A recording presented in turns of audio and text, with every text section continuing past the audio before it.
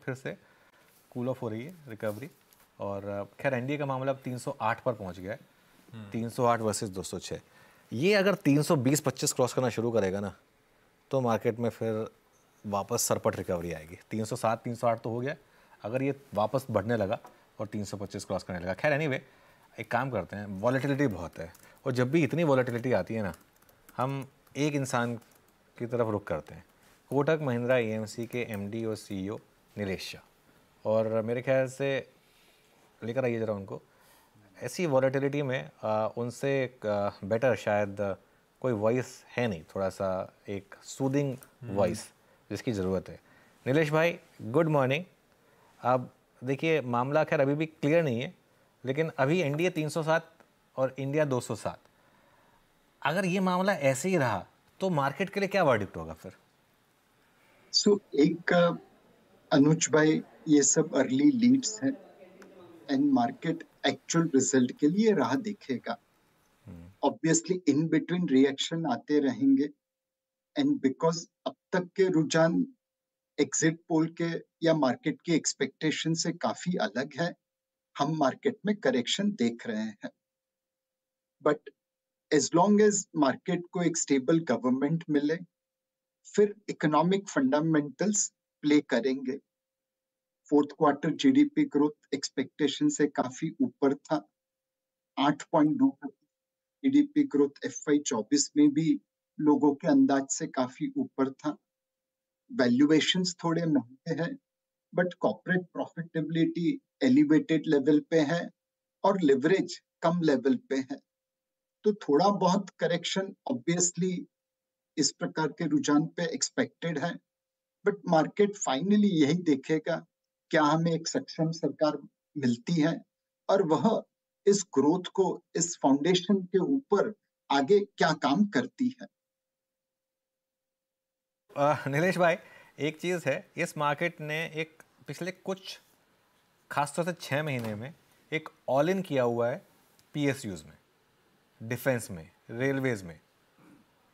क्या वहाँ पर फिर तगड़ा झटका लगेगा अगर ये उस मेजॉरिटी में सरकार नहीं आई तो, या फिर अगर कुछ चेंजेस हुए यहाँ पर तो, या फिर वो ग्रोथ स्टोरी अभी भी एज इट इज़ इंटैक्ट है? मैं इसलिए पूछ रहा हूँ कि ये स्टॉक्स काफ़ी चल चुके हैं। एक अगर आप डिफेंस स्टॉक्स को देखें तो वहां पे वैल्यूएशन काफी ऊपर है, बट जो कंपनीज एक्सपोर्ट कर सकती है, जिस कंपनीज में टेक्नोलॉजिकल सक्षमता है, उनके स्टॉक पे बहुत बड़ा करेक्शन नहीं दिखता। आज दुनिया में दो युद्ध चल रहे हैं, मिडिल ईस्ट और ईस्टर्न यूरोप में। उसके तहत हर देश अपने रिजर्व्स डिफेंस इक्विपमेंट और एम्यूनेशन के ऊपर बिल्ड कर रहा है। जिस कंपनी के पास स्पेयर कैपेसिटी है और जिसके पास टेक्नोलॉजिकल कैपेबिलिटी है जो इस एक्सपोर्ट्स मार्केट को कैटर करे, उसे बड़ा झटका नहीं लगना चाहिए। नई सरकार जो भी बनेगी वह भी पीएसयूज को सपोर्ट ही करेगी, चाहे रेलवे हो, रोड हो, कंस्ट्रक्शन हो।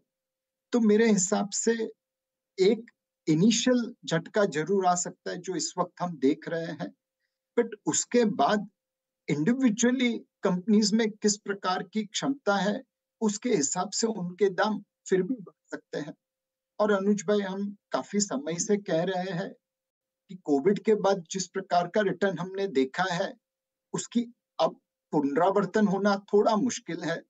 तब बेस चीप वैल्यूएशन का था, आज फेयरली प्राइस्ड वैल्यूएशन है, तो आपके रिटर्न एक्सपेक्टेशंस थोड़े मॉडरेट तो करने ही पड़ेंगे। Nilesh sir hi, good morning. पता है जब नीलेश सर सैटरडे को शाम को वो एग्जिट पोल के सारे आउटकम्स देख रहा था, तो उसके बाद जब मैं ब्राउज कर रहा था तो सबकी कमेंट्रीज देख रहा था। सब बड़े से यूफोरिक मूव्स की बात कर रहे थे, बड़े उत्साह में थे। आपकी इकलौती कमेंट्री बड़ी बड़ी रिस्ट्रेंट सी नजर आ रही थी और हिस्टोरिकल एवरेजेस को देख के ऐसा लग नहीं रहा था वैल्यूएशन स्ट्रेच है, लेकिन आपने फिर भी उस पर कंसर्न शायद उठा रखे थे। क्या वाकई वैल्यूएशन जहां पे थे स्ट्रेच नजर आ रहे थे? और क्या वाकई अगर एग्जिट पोल की राह में चलते भी तो भी रिस्ट्रेंड ही एक्शन देखने को मिलता भारतीय बाजारों में? आप लोग की निफ्टी पर रीडिंग क्या है, बाजार के वैल्यूएशंस पर रीडिंग क्या है? वैल्यूएशंस हम कहेंगे कि फेयरली प्राइस्ड है। Market cap to GDP ratio काफी ऊपर है हिस्टोरिकल एवरेज के, but profitability to GDP ratio भी एलिवेटेड लेवल पे अपनी हिस्टोरिकल एवरेज से काफी ऊपर है। And more importantly leverage to GDP ratio corporates के लिए अपनी हिस्टोरिकल एवरेज से नीचे है। तो इन तीनों चीजों की वजह से वैल्यूएशंस अपनी फेयर प्राइस के ऊपर है। बट जो आपके रिटर्न्स हम काउंट कर रहे हैं कोविड समय से, वह तो 10 टाइम 11 टाइम अर्निंग्स पे कैलकुलेट किए थे। वहां पे एक री रेटिंग हमने देख ली 10 टाइम की 20 टाइम होते हुए। अब 20 की 40 टाइम होते हुए तो हम नहीं देख रहे हैं। अब तक के रिटर्न में जितना प्रॉफिटेबिलिटी ग्रोथ ने कंट्रीब्यूट किया है, उससे ज्यादा पी री रेटिंग ने कंट्रीब्यूट किया है। आने वाले समय में प्रॉफिटेबिलिटी ग्रोथ ही मार्केट को आगे लेके जाएगी। और इसीलिए हमने थोड़ी रिस्ट्रेंट कमेंटरी दी थी कि भाई इवेंट सामने है एंड वैल्यूएशंस सारी इवेंट को पॉजिटिवली डिस्काउंट कर रहे हैं। फॉर एग्जाम्पल यूएस फेड कह रहा है कि हम रेट काटेंगे बट जब डेटा अच्छा मिलेगा तब। बट मार्केट कन्विंस्ड है कि आज नहीं तो कल आप रेट काटेंगे। आईएमडी ने कहा है मॉनसून नॉर्मल होगा, मार्केट कन्विंस्ड है कि मॉनसून नॉर्मल रहेगा और इसका डिस्ट्रीब्यूशन नॉर्मल रहेगा। इलेक्शन रिजल्ट के ऊपर मार्केट ने डिस्काउंट कर लिया था कि एक stable government, continuity of government आ रही है। कॉर्पोरेट अर्निंग्स में मार्केट ने 15-20% ग्रोथ डिस्काउंट करके बैठा है। अब सारी चीजें पॉजिटिवली ऑप्टिमिस्टिकली डिस्काउंट करके बैठे हैं। एंड अगर ये सारी चीजें उसी तरह से होती है तो डेफिनेटली मार्केट में बढ़ावा मिलेगा, बट वो प्रॉफिटेबिलिटी ग्रोथ से मिलेगा, री रेटिंग से नहीं मिलेगा। अच्छा निलेश जी, अब ये जो आज हम स्क्रीन पे शॉक झेल रहे हैं, है ना, वो तो खैर है, बट जैसे कि आप आशीष ने भी वैल्यूएशंस की बात करी, 2 इवेंट्स और लाइंड अप हैं और उसमें से एक महत्वपूर्ण इवेंट है मॉनसून, जिसके अब तक मैट की टिप्पणी के मुताबिक अच्छा रहेगा। ये आपको किस तरफ झुकाव रखने की बात कह रहा है? आई मीन स्पेशली एफएमसीजी पे आपका टेक, ट्रैक्टर्स कंपनियों पर आपका टेक इस वक्त? सो एक 3 क्षेत्र है जिन्होंने, 4 क्षेत्र हैं एक्चुअली, जिन्होंने पिछले 2-2.5 साल में कोई खास रिटर्न नहीं दिया है। पहला एफएमसीजी, दूसरा प्राइवेट बैंक, तीसरा आईटी और चौथा केमिकल। अब एफएमसीजी क्षेत्र में मॉनसून का बड़ा दान रहता है। मॉनसून अच्छी, बारिश अच्छी हो तो एग्रीकल्चर एंड रूरल इकोनॉमी को सपोर्ट मिलता है और मास मार्केट एफएमसीजी आइटम में वॉल्यूम ग्रोथ देखने को मिलता है। अगर इस बार बारिश अच्छी होती है तो उम्मीद है कि जो डी रेटिंग हुई है एफएमसीजी स्टॉक की, वहां पे प्रॉफिट ग्रोथ के साथ थोड़ी री रेटिंग भी देखने को मिले। हाँ, बिल्कुल ठीक है। खैर अब देखते हैं वो मॉनसून आज थोड़ा सा आज स्ट्रीट वैसे स्क्रीन्स देखें तो वही एफएमसीजी, ये हाँ हेल्थ केयर, ये सब थोड़े से defensive type bets outperform करते, पूरा डिफेंसिव थोड़ा बहुत।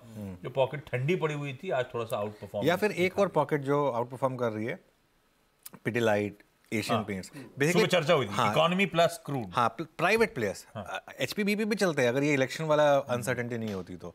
लेकिन एशियन पेंट्स, ये सब स्टॉक्स जो है ये थोड़े से चल रहे हैं। नीलेश भाई, ये ऐसे स्टॉक्स कुछ रखेंगे पोर्टफोलियो में या कुछ वेट बढ़ाएंगे यहाँ पर? सो अनुज भाई, आज की प्राइस मूवमेंट को मेरे हिसाब से थोड़ा अनदेखा करना चाहिए। जिस स्टॉक में बिकॉली ज्यादा रहेगी वहीं पे प्राइस करेक्शन ज्यादा रहेगा। मेरे हिसाब से आज हमें थोड़ा साइड पे रहना चाहिए। Let actual numbers come out and then हम देखते हैं कि किस प्रकार की सरकार बनती है और किस प्रकार की पॉलिसीज अनाउंस होती है। अगर फोकस कंजम्पशन बूस्ट पे रहेगा तो definitely FMCG, consumer staple, consumer durable companies में निवेश कर सकते हैं। अगर फोकस इंफ्रास्ट्रक्चर इन्वेस्टमेंट की तरफ रहेगा तो definitely construction, real estate, infrastructure, capital goods company पे देख सकते हैं। तो मेरे हिसाब से इस वक्त आपका जो पोर्टफोलियो है उसमें इस वक्त की प्राइस मूवमेंट को देख के कोई बहुत बड़ा मूवमेंट करने की जरूरत नहीं है। रिजल्ट आने दीजिए, अनाउंसमेंट होने दीजिए और इस हिसाब से आप कॉल ले सकते हैं।